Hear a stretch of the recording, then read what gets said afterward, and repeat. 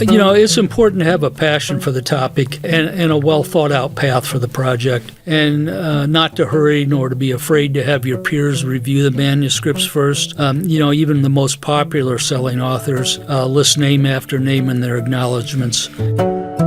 That was Randy Harter sharing his advice for beginning writers. Stay tuned to hear more about Randy's journey as a writer on Pages and Voices. I'm your host, Meg Bell. We'll be back after the intro. Welcome to the Local Author Podcast, sponsored by the Allen County Public Library. This podcast is dedicated to featuring the works of talented authors within our community and highlighting their unique voices and perspectives. Today's author guest is Randolph, a.k.a. Randy Harter. Randy is a Fort Wayne historian by avocation, the co-author of 3 books on local history, and has written dozens of articles and research papers about the city's rich past. A frequent speaker to area groups, he is also the founder of the Fort Wayne History Roundtable. Welcome to the podcast, Randy. Well, thanks, Meg. Nice to be here. Yeah, we're so excited that you could be with us today. So typically we talk about the author's latest book, but today we're going to touch on all 3 of your local history books. Your first book, Postcard History Series, Fort Wayne, was released in 2013. You followed that up in 2015 with The Legendary Locals of Fort Wayne, which you co-wrote with Craig Leonard. And finally, in 2018, you wrote Fort Wayne Through Time with Daniel Baker. So before we jump into the questions, you're going to share a reading from your Legendary Locals book highlighting the local businessman, philanthropist, Ian Rowland. Randy, the floor is yours. Oh, okay. Thanks. Well, Ian Rowland was an obvious choice to add to the book, Fort Wayne Legendary Locals. Mm-hmm. And he's someone that I think most people in Fort Wayne admire, and so it was important that the profile be good and be accurate.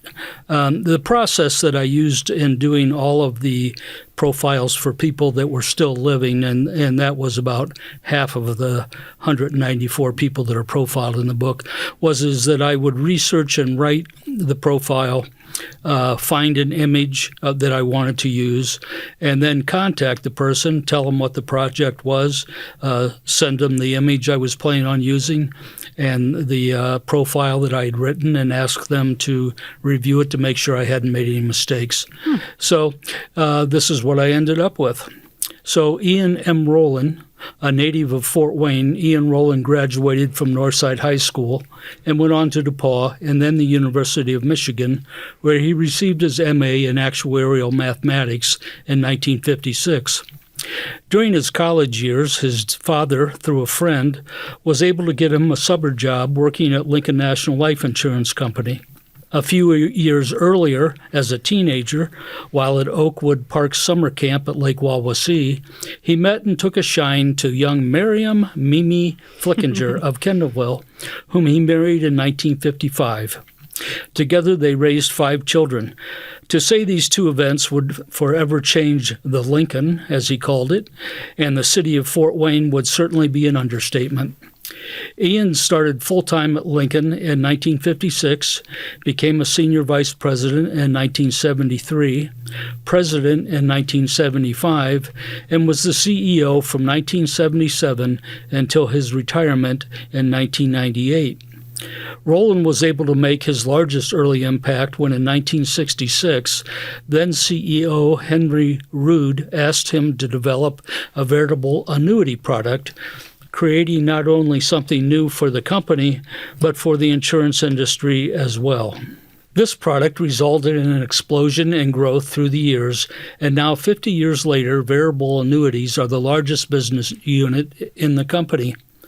As CEO, Rowland further grew the company by making over a dozen major acquisitions within the financial services industry. And under his leadership, Lincoln's assets would grow from $6 billion to $88 billion. However, more than just one of the largest employers, separately and as a team, Lincoln National, Ian, and his wife Mimi Rowland have made large and lasting changes to the city as impactful community activists, civic leaders, and philanthropists. One of the most publicized group efforts led to desegregation of the city's schools through the funding and support of Parents for Quality Education with Integration, which was known as PQE. Rowland also raised the company's commitment to philanthropic giving from 0.5% of pre-tax income to 2% and stipulated that the company would not fund any not-for-profit organization or agency that didn't have either women or minorities on its board. The Lincoln Financial Foundation was instrumental in the creation of Headwaters Park and funds many local nonprofits each year. Through the Rowlands' generosity, the Ian and Mimi Rowland Foundation are large supporters of the arts and numerous local civic and nonprofit endeavors. That was Ian Rowland.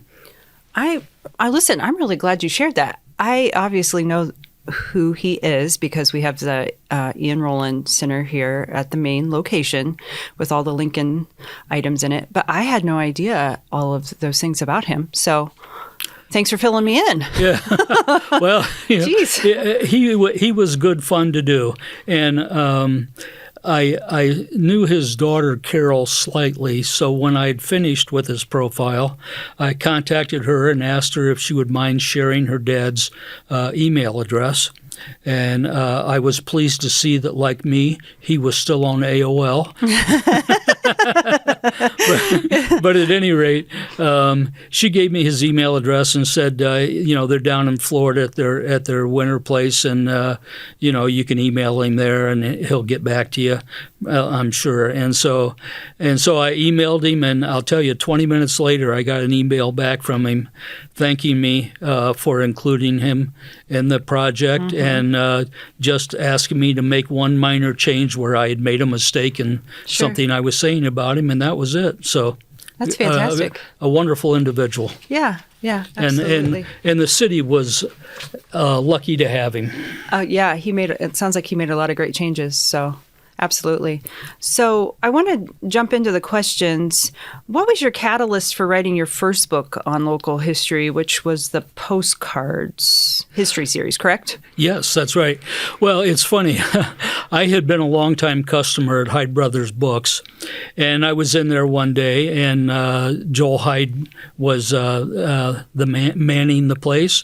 So I asked him if people ever brought in old Fort Wayne postcards to sell him that he would then resell. And he said, no, why do you ask? And I explained to him that I had been collecting unique image examples of local postcards for nearly 35 years.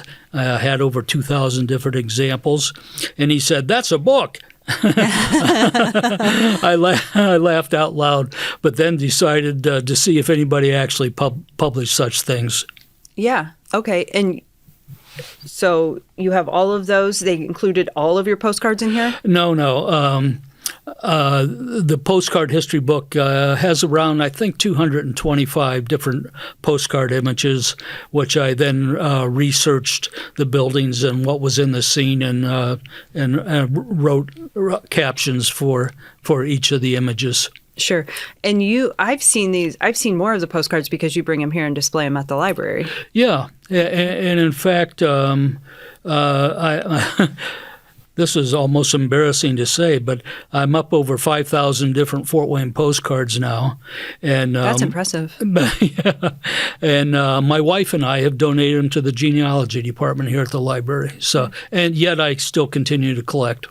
Where do they come from? People send them to you? No. The postcards are primarily from around 1902 to 1930, which was the golden age of postcards before people had telephones and cars, and the fastest and least expensive way to communicate with someone was to send them a 2-cent postcard, and which they would get in a few days. And sometimes the postcards say something as interesting on the back as when you come Sunday, bring eggs. because the people know that the people they're sending them to will get the postcard in 3 or 4 days, and and then when they come Sunday, they'll bring the eggs. Yeah. And I go to postcard shows. I buy them online. I have dealers around the United States that know what I collect, and so they contact me when they have something unusual. And at any rate, it's just one at a time. Sure. So did you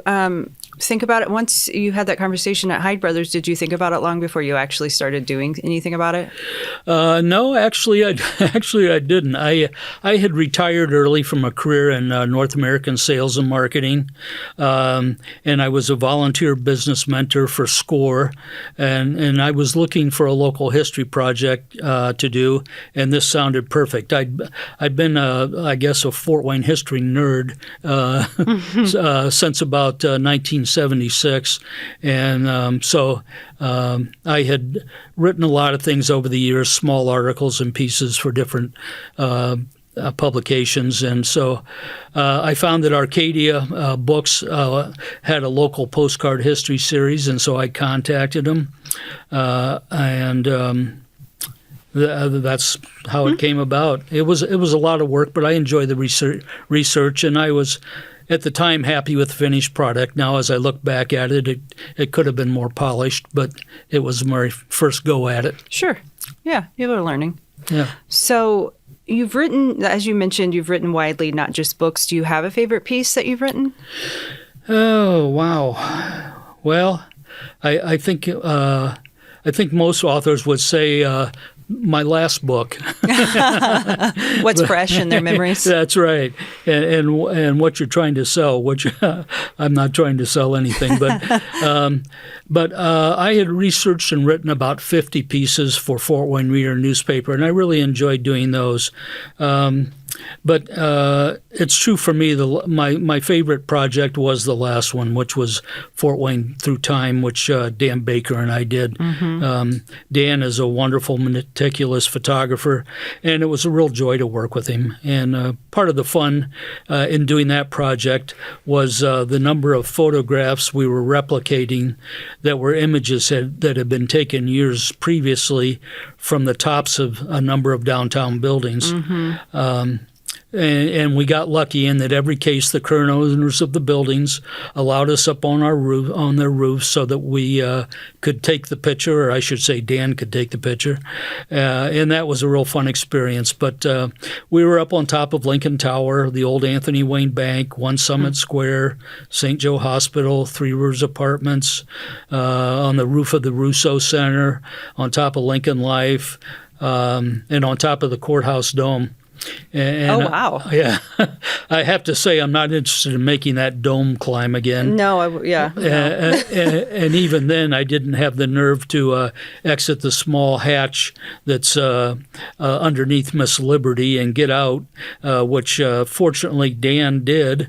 And oh, my goodness. Since I wasn't the photographer, it was a good position to be in, just underneath the hatch, looking up. I'll just stay here, thanks. Yeah. But we had a lot of fun replicating other images, and Dan, at my urging, stood atop of step ladders in a number of downtown locations to get just the right elevation and angle in order to match the vintage image we were replicating. Mm-hmm. In one case, we put an 8-foot step ladder in the back of a pickup truck, and I pulled the truck out into Calhoun Street, put the truck in park, and that was a mighty fine picture he took that day. And a lot faster than normal, too. Yeah, I'm sure. Get in, get out. That's right. He was a little nervous. Yeah, I can imagine. Fortunately, nobody honked at us. Oh, they good. just went around us. Good. So how did you get connected with the co-authors that you worked with Craig Leonard and with Dan Baker? With Craig, while I had not met him previously, someone I knew had mentioned to me that he had a collection of local postcards. So I called him up and asked if I could take a look at them, and we met for lunch, and that's how it got going. Okay. I was close to finishing up that Fort Wayne postcard history book, and he suggested that we find another local topic to write on and do a book together. Craig is an architectural preservationist and, like myself, a student of local history. And that led us to doing Fort Wayne Legendary Locals, where we profiled 194 individuals that have been impactful to the city in some fashion, be it business, government, culture, etc. And that's, of course, the piece that Ian Rowland was in. Mm-hmm. As for Dan Baker, I didn't know Dan. I'd already agreed to do the book for the publisher, but I hadn't tried to find a photographer yet to work on it with me, but I knew I was going to need one because I wasn't capable of doing the photography myself. Standing on an 8-foot step ladder in the back of a pickup truck in the middle of Calhoun Street. I'll be the driver of the pickup, thanks. But anyway, I was in the conference room down at the DID, the Downtown Improvement District on Calhoun, talking to my friend Bill Brown, where I saw that they had a number of enlarged images. Dan had entered in a downtown photography contest, and so I asked Bill who had photographed him. He gave me Dan's contact information, and I called Dan up that night. I explained to him on the phone what the project was and that it was likely a 12 to 14-month timeline. He immediately said yes, and a few days later we met for breakfast, and we were off and running. And his wife still isn't speaking to me. Took him away from her for a little bit, huh? Yeah, I did. Kept him busy. Yeah. So what was one thing you found enjoyable about working with a co-author, and was there anything that was tricky to navigate? Well, it's always good to have another point of view, and we all think we're right, and so it's nice to have somebody else to take a look at what you're saying or thinking, Sure. and help you work through it and get a different perspective. So, and as anybody that writes knows, it can be a lonely process and painful at times. So it was nice to have a partner. Yeah, absolutely. Did you find anything tricky about the process, or was it pretty smooth for you? Well, we've all got different personalities. Yeah, certainly. So they have to work with what they had, which was me.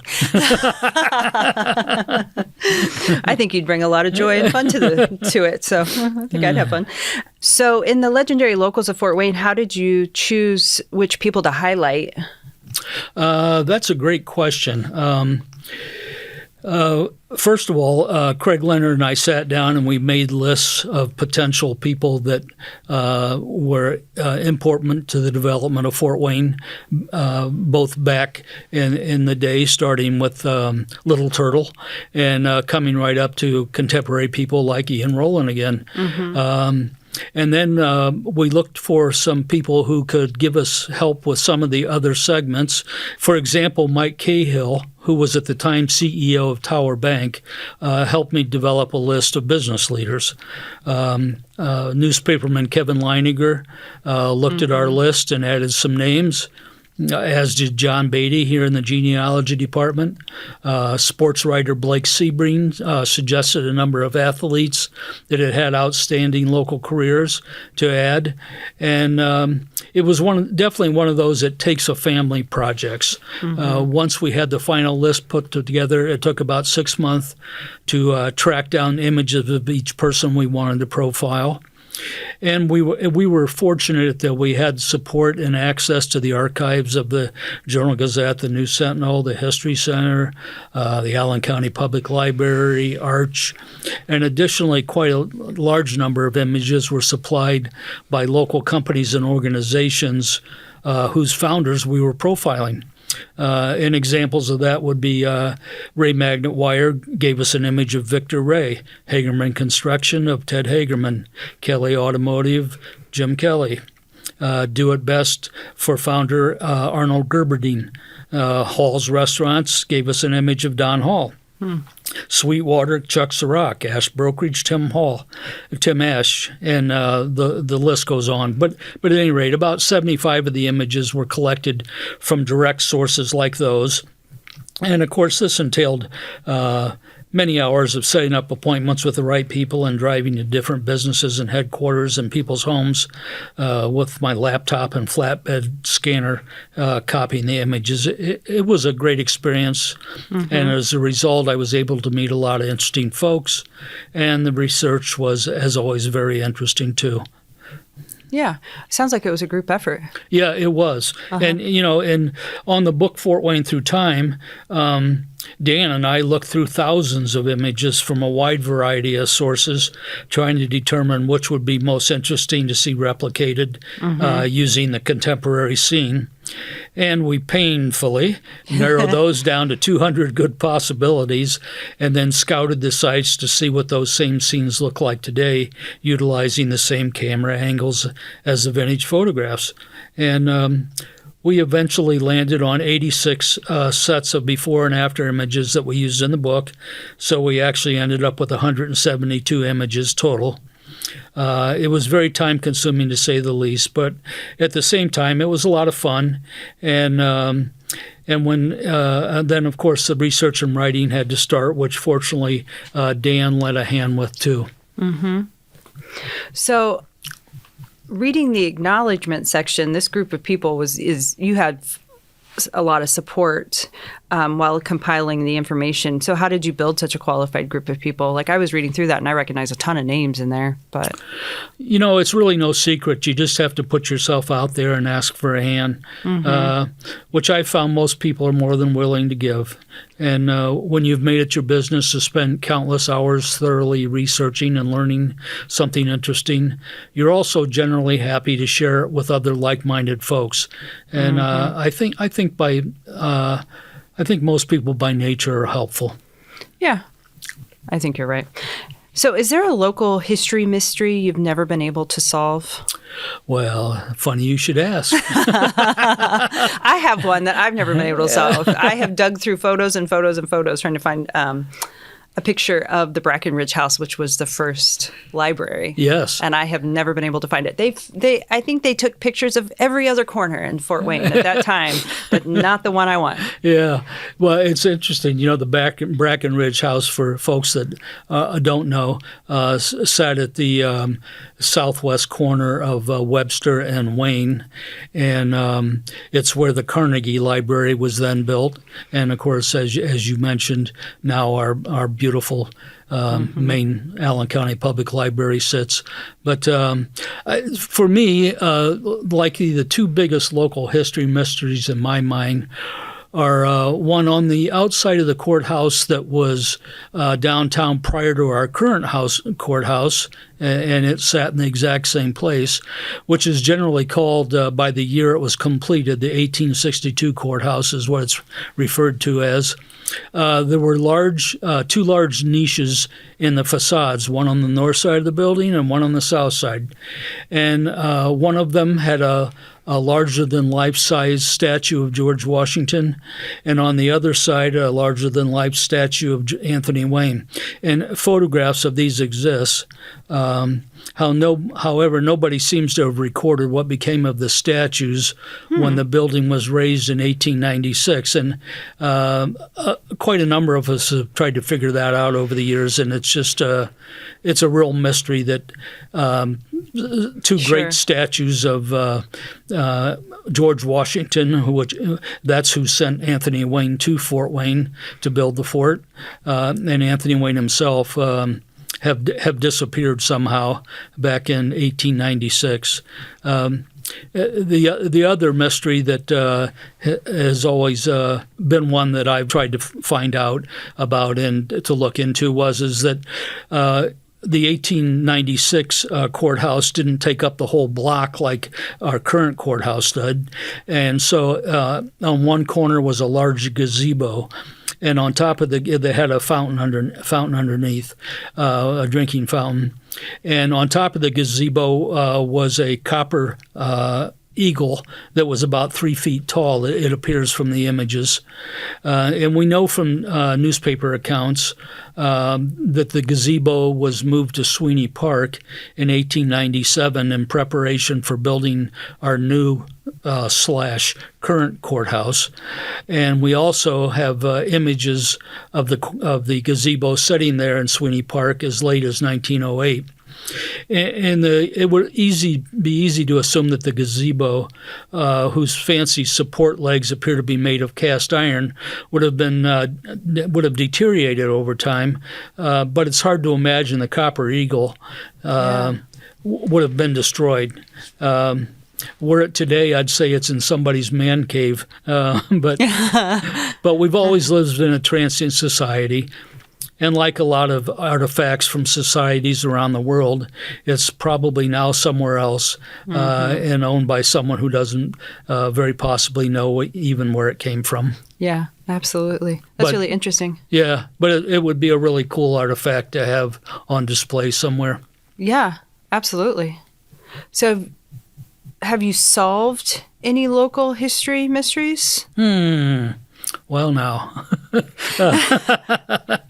I don't know that there's been anything earth-shattering, but when you dig deep enough and research about something 100 years or more ago, you suss out little tidbits that add to the narrative that are likely known to very few of the living. So, yeah, and that's always a bonus when you dig out something that's like, oh, wow, that is so neat.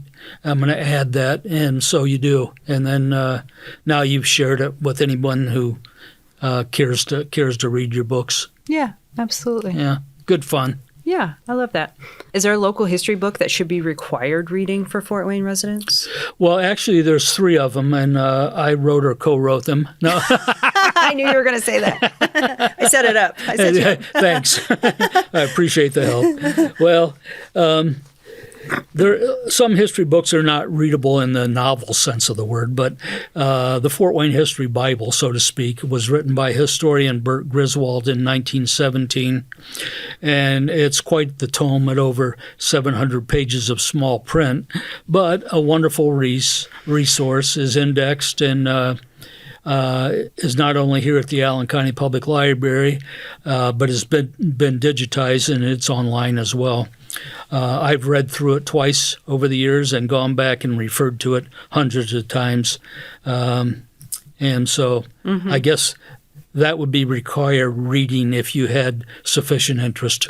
Yes, that is a popular one. It continues to be popular. I really feel like it should be reissued with 2024 standards. Yes. Glossy pages, some nice pictures. Wow. Maybe we can do that. We'll put Kurt on it. Text me. I'll get back to you. Okay, sounds good. So will you write more books? Well, it's funny. I thought I was done writing books. I thought it was 3 and done. But 2 months ago, Dan Baker and I signed contracts to do a book on the history of Lindenwood Cemetery and profile some of the notables that are interred there. So we're off and running on that project. We both had to convince ourselves that we had the time and energy for it. Sure. Plus, I might add, we had to get permission from our wives. Since then, from the initial list we put together, Dan has been photographing monuments and headstones out at Lindenwood, and we've had a number of meetings with the current and former directors at Lindenwood. And they've been very helpful and supportive of the project and opened their records to us. The first person was buried at Lindenwood in 1860. And since then, there's been an amazing over 74,000 additional folks interred there over the past 160 plus years. We only think we have room for about 160 images and profiles, and to say that it's been a painful chore to take 74,000 people down to less than 200 would certainly be an understatement. Right now, we still have a list of about 300 or so that need to be further whittled down, and we keep coming up with, what about this person or that person? The book's going to end up being a great reference work, and it'll stand the test of time. And further, it will come as a revelation to a lot of people that drive by Lindenwood every day, the significance of the historical site and the amazing people and the amazing things they did that are interred there. The completed book isn't due to the publisher till next October, and then I think I'll be done with books. Okay, you're going to go out with a bang with this one. I'll be done, except for reading other people's. That's right. I wasn't planning on telling this story, but real quickly, I was a Samuel Morse scholar, and Samuel Morse is at Taylor Fort Wayne. I know who Samuel Morse is, and he's one of them we're going to be profiling. Okay, yeah. So is a really interesting backstory. But we were out there. They took the Samuel Morse scholars from Taylor Fort Wayne out there back in 1997. It was my birthday, and so we were out there doing something else entirely. And all of a sudden, I'm presented with a birthday cake with candles at Samuel Morse's gravesite, and they sang me "Happy Birthday." So there you go. There's my Lindenwood story. Yeah. I don't think we're going to have room in the book for that, Meg. Oh, shoot. Well, I was hoping. That was my plug to get in. Oh, that's a great story. Yeah. And he's a very interesting individual. And if people want to know more about him, they can read it in about a year. That's right. You'll look for Randy and Dan's book. Yeah. So in your opinion, is there anything Fort Wayne can do better with regards to preserving our shared history? I feel like we've torn some things down. Well, we can always do a better job of reusing our wonderful vintage buildings that are still standing. And great examples of this that have recently taken place are those on the Landing, some buildings on Superior Street, the hundreds of homes in West Central that have been revitalized and put new plumbing in and new wiring and new roofs and to keep them in tip-top condition. And that's just to mention a few locations. I know this can be a very controversial topic. However, as much as I hate to say it, some buildings are just not suitable for today's uses and technology, no matter how much money is spent on them. And so that the city can stay relevant and continue to blossom and bloom, sometimes things need to change. And, the interesting thing is when people lament with me about buildings that have been torn down, I look at my vintage images and I see locations that have had 4 different buildings on them that there are images of on the exact same footprint, and so people they forget that things change and. The building that just got torn down, there were 3 buildings on that same site before that were torn down over the last 200 years. So I don't know. It's a tough deal. Sure. It's a tough deal. But as far as preserving the shared history, the History Center does a great job of displaying artifacts and giving information on our past, as does the Allen County Public Library. Yeah, absolutely. Well, it's interesting you mentioned that their usefulness, like in today's code. Like I was talking to Kurt Witcher one time about the former library, the Carnegie, and how I was disappointed that we tore it down. And he said, well, you couldn't. There was no handicap accessible ramps. It was hard to add on to, like it was all steps up, steps down. It was just not. That's a building that I hear about frequently that I can't believe we tore it down. But by the time that it came time to do that, the library had way outgrown it, and in different houses in that same block and in the area were like the children's department and this department and that department. So. And when people look at our library now, especially people from out of town who know what their library looks like, and they see our beautiful, amazingly huge downtown library, and that we have 12 or 14 branches. I forget how many we have. Yeah. But it's like we have the most amazing library system there is. I hear it all the time. I work in the reference desk. People say it all the time. It's unbelievably impressive. It is. You're absolutely right. And if you've ever been in an old Carnegie that's still standing, it's tight. It's hard to get around spaces. They're blocked off. They're not wide open like this one. Not much you can do with them. So I get it. Yep. Your first 2 books were published through Arcadia Publishing. The third book was published through Font Hill Media. How did you get connected with those publishing houses?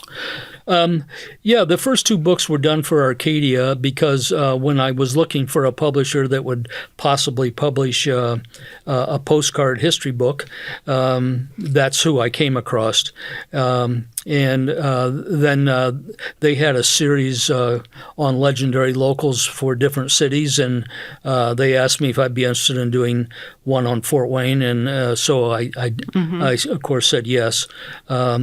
But with the book Dan and I were doing, Fort Wayne Through Time, Arcadia wasn't interested in that title, but Fonthill Media, who's another Arcadia-type publisher that specializes in local history books, was enthusiastic about having it done. So Dan and I did that for Fonthill, and again on the new Lindenwood project, Fonthill had books written by authors in other cities about old, large cemeteries, and so they were the obvious choice for that book. Sure. And did you connect with them online?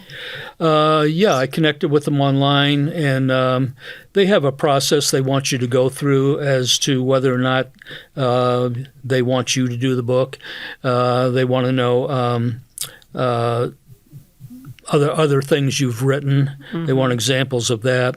They want to know that you're connected with the local history organizations and libraries, that you're maybe on the boards of some of them, that they look for people to give you references who are connected with history locally.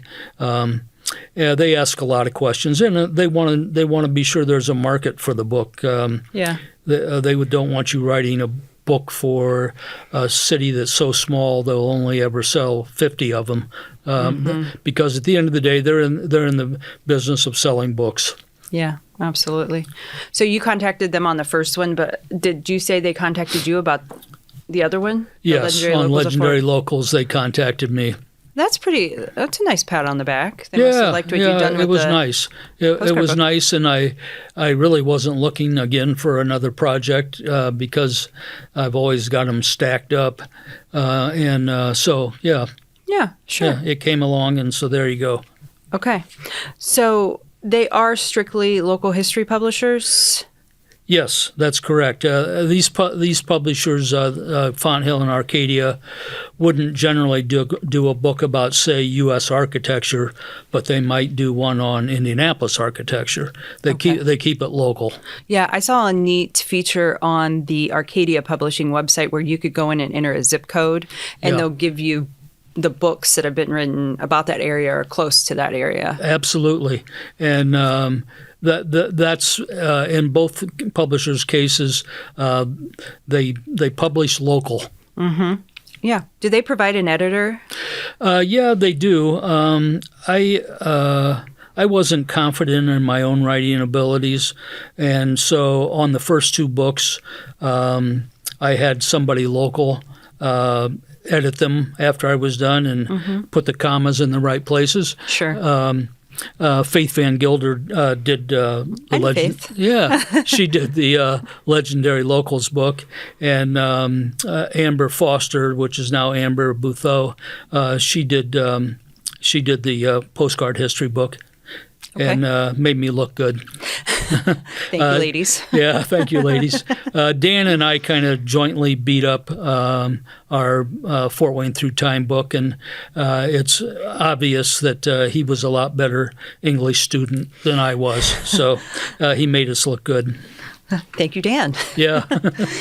So did you have any say in the cover design, the cover art, or did they pick that? They asked in every case for recommendations, and so I think in each case they wanted like three different possibilities, and then asked me to say why I had picked them and what my number one preference was. And in every case, the art departments used the ones that we recommended and worked with them. Oh, okay. Great. So, but they actually did the artwork on the covers themselves. We just supplied the images. Sure. What advice would you give a young writer working on his or her first book? It's important to have a passion for the topic and a well thought out path for the project, and not to hurry nor to be afraid to have your peers review the manuscripts first. Even the most popular selling authors nationally list name after name in their acknowledgments of people that both lent their expertise on certain little niche areas of information they used in the book, or had them confirm facts they used in the book. And also, in most cases, they also have a healthy list of people that they asked to read the manuscript prior to publication and have them offer suggestions on plot lines and clarity, etc. Mm-hmm. And large publishing houses, in many cases, even have fact checkers that will keep the authors out of trouble. Well, we're going to move into our fun questions now. Fun? Yes, that's right. So when you're not thinking about local history, Randy, what are you doing? Ooh. Well, I've always been a voracious reader, and so I have a large list of authors that I follow, and I even have a massive spreadsheet that I have listed every book I've read for the last 15 years. I love that. That's great. Yeah. It makes it nice when you're looking for something to read. You can look at the list and go, gee, I wonder if this person has written anything recently. Do you rate them in your spreadsheet? I sure do. Good. Yeah. Okay. Yeah. That's a good idea. I put the author's name, the title of the book, the year the book was written, the year and month that I read the book. I put about 4 or 5 words that kind of give an idea of what the book's about, and then I rate the book A, B, C, D, and if they're a C or less, I probably won't read their next book. Yeah, sure. So. Absolutely. So anyway, that's great. I love it. It's like Goodreads before Goodreads. Yeah, that's right. Yeah, it's my very own Goodreads. So if you could spend the day with another popular author, who would it be? Ooh, that's a tough one because I like so many authors. Yeah, but you can pick more than one. Well, I'll tell you, I'm going to choose the recently departed author Nelson DeMille. I've always loved his protagonist's confident assuredness. Those are big books too, and sense of humor. Mm-hmm. And when I saw last month or so ago that he had passed away, it was a bad day for me. Oh. It's like, yeah, I know. I'm not going to get to see his next book. Losing a friend. Yeah, it's exactly the way it is. Mm-hmm. Yeah, you're invested in him. Yeah, absolutely. Yeah. I get it. So if you could meet one person from local history, who would you pick? Mm-hmm. Well, boy, rather than a local history personality like, say, Anthony Wayne, mm-hmm. And I'll tell you, if you read about Anthony Wayne, everybody has their own opinion of him, that's for sure. Not all of them glowing. Mad Anthony Wayne. Yeah, mad Anthony Wayne. But I would say at the top of my list would have to be historian Bert Griswold. However, as we speak, we have a lot of great living Fort Wayne historians that have and do spend countless hours researching and writing about our history's past. And, those would include people like Tom Castaldi and John Beatty, mm-hmm. Craiger Smith, Stan Hood, just to name a few. I might add that those people are all on the Fort Wayne History Roundtable with me, and they're smart, interesting, and fun people to hang out with in kibitz. Mm-hmm. So a lot of great sharing goes on. I love that. So, Randy, you've lived a full life and you've gotten to do some pretty cool things. I know you've been to several different countries. Do you have one or two favorites you have visited? Well, I'm a big fan of the Caribbean. Me too. St. Martin. Yeah. That's where we go. And, and both that and Mexican food. And I used to travel to Mexico on business, and I think I've been to maybe 6 different islands in the Caribbean on business, and I could eat that food forever. And so I guess that area of the world would have to be my favorite place to hang out. I agree. So last but not least, Randolph, how can fans reach you and purchase your books? Well, The books are available at the History Center, the Visitor Center. The Coney Island Gift Shop has a terrific selection of Fort Wayne history books, oddly enough. And the books are also on Amazon and BarnesandNoble.com's websites. I can be reached at fortviews@gmail.com. That's FORTVIEWS, because I've been collecting views of the fort for almost 50 years now. I have thousands on my computers. But and then the Fort Wayne, the Facebook page, True Fort Wayne, Indiana History, that's managed by Steve Tiny Michaels. I can be reached through that, and if people have an interest in history and they're on Facebook, I highly recommend that they put that on their go-to list. Randy, thank you for joining us on Pages and Voices today. Well, thanks, Meg. It was a real pleasure to be here. Thanks. Yeah, I'm glad you could join us in the studio. And thank you to those who listened in. Stay tuned for more authors on Pages and Voices. I'm your host, Meg Bell. Until next time.